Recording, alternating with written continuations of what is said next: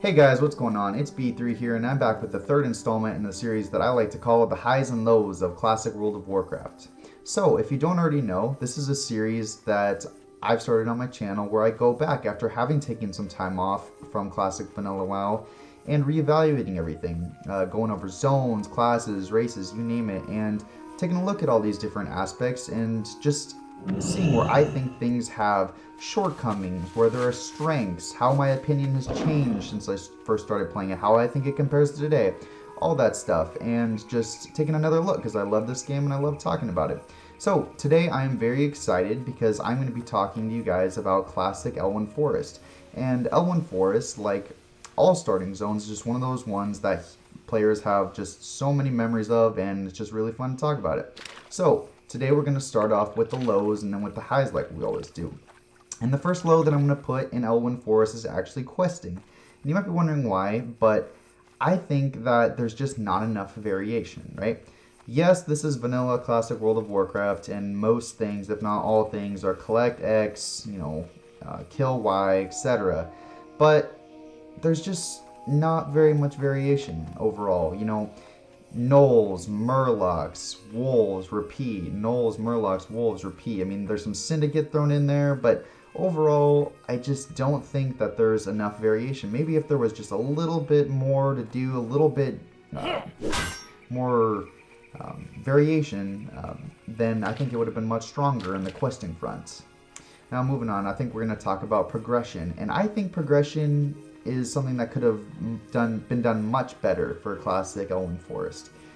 Once you get to Goldshire, or I should say up until you get to Goldshire, it's pretty good, not bad at all. You go around Northshire Abbey, it's pretty clear what you need to do, you're pretty closed off, everything's in a decent amount of space, you don't have to travel too far, but then after you complete the first part of Goldshire, you're just kind of let loose to the wolves, right? Like you can either choose to go very far west, very far east, and it's kind of confusing for a player. And there's the potential to make the wrong choice in this decision. If you choose to go west first, you're not going to have all that many quests. You're going to have to come back to Goldshire, go far to the east, and then come all the way back and do everything else again. Because if you go west, those silver quest points are just going to be taunting you, saying you're not high enough level, and you should have gone east to begin with. So for that point, I just think that it's a low. It's in the low for Elwynn Forest.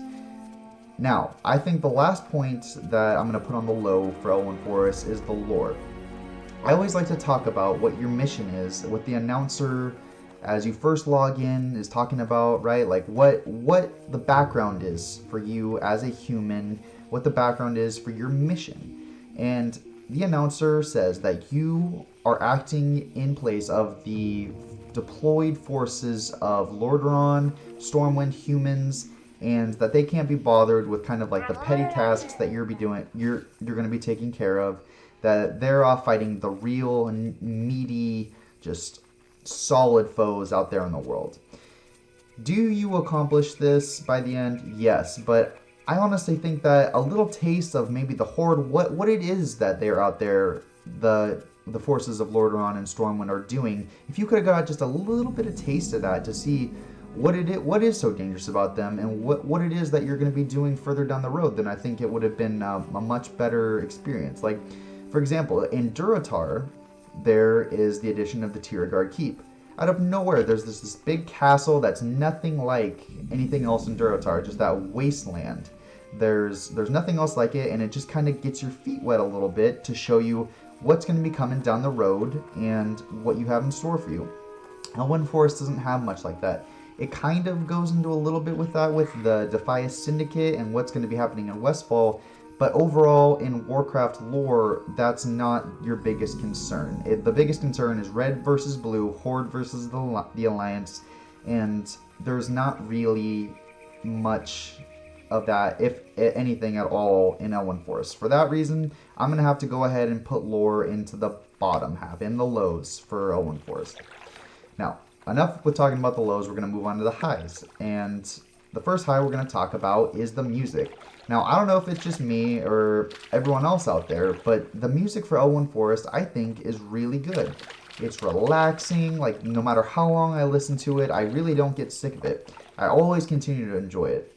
It's fitting too, right? Like, it kind of has that little vibe of mystery. It's relaxing and fitting, but there's also that little sense of there's an enigma. It's a little bit of a mystery out there that you don't know what's going on. There's something afoot, something brewing out there that you need to go and explore and just figure out what it is that's going on in your zone.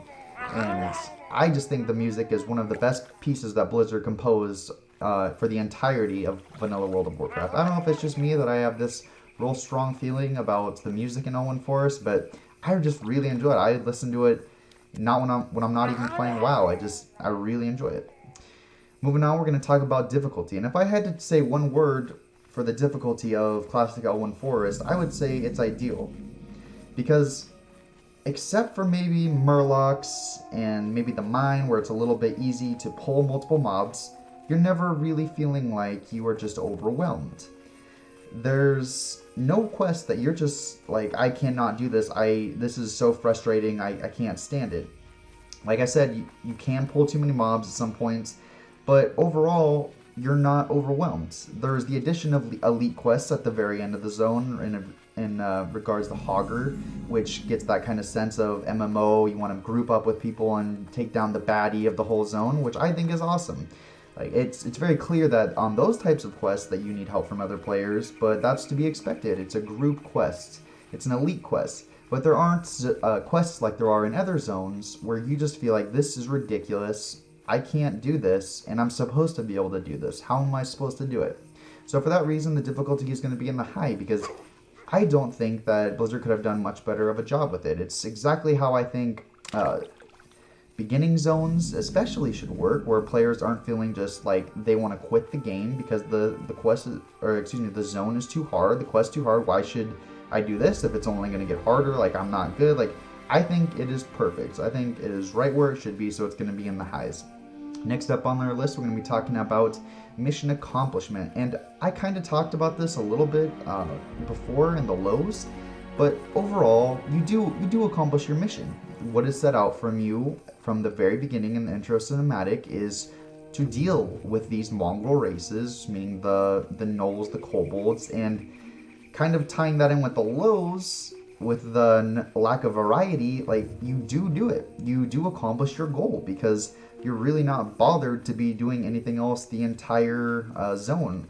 You accomplish your goal, albeit it's a little boring, but you have to give props to Blizzard for staying true with what they set out as your goal. I mean, you do manage to do it, so for that reason, I have to put it on the high. I mean, you are doing your job as acting for the soldiers of Stormwind who are deployed afar, and you take care of the infested land of the mongrels, so it's going to be put on the high.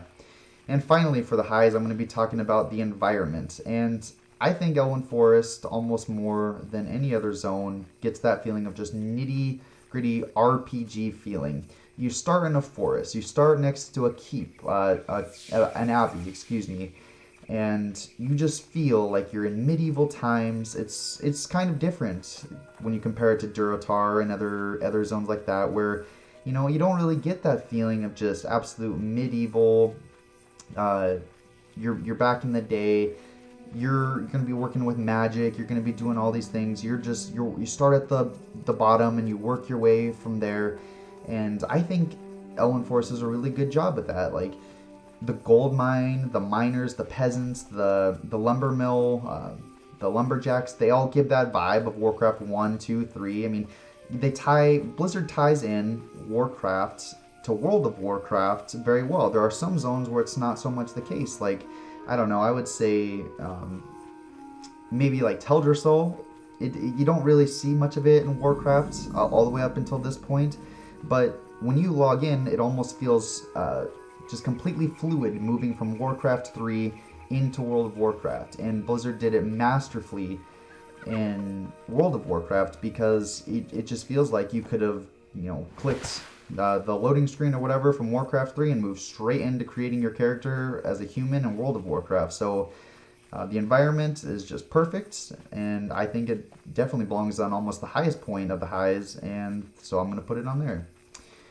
The memorable moments. This is one of my favorite parts of these videos, and I've kind of touched on them already, but it's going to be the Murlocs first. And anyone who's played through Classic Elwynn Forest knows about the Murlocs. And I think more in Elwynn Forest almost than any other point in World of Warcraft all the way till this day are the Murlocs more of a hassle. It is very easy to pull way too many when you get close to the Murlocs in Elwynn Forest, and it is just one of the most memorable for good and the bad. You're going to remember it for the rest of your life. You're going to remember the way that they sound, the aggro noise that they make, and it is just absolutely, completely memorable. It's transcended. It's become Blizzard's logo almost as a joke because it is so ridiculous, and now it's just, in other games like Hearthstone, it's taken on its own almost life. And the other memorable part of Elwynn Forest for me is Hogger. And just like the Murlocs, it has its own legacy. It's in Hearthstone. It has its own, remake in when Blizzard redoes World of Warcraft and Cataclysm, and they're just completely memorable. It's that last baddie in the end of the zone that you finally get to work with everyone else together with, and that's it. I mean, very memorable. So final thoughts, I think it's a great zone that's jam-packed with nostalgia. It's very fluid from Warcraft to World of Warcraft, and I think it's great overall. There's a few lows, but very great. But that's all I have for you guys today, and I would love to hear what you guys think. Please give me a thumbs up, like, subscribe, and I'll see you guys next time. Bye.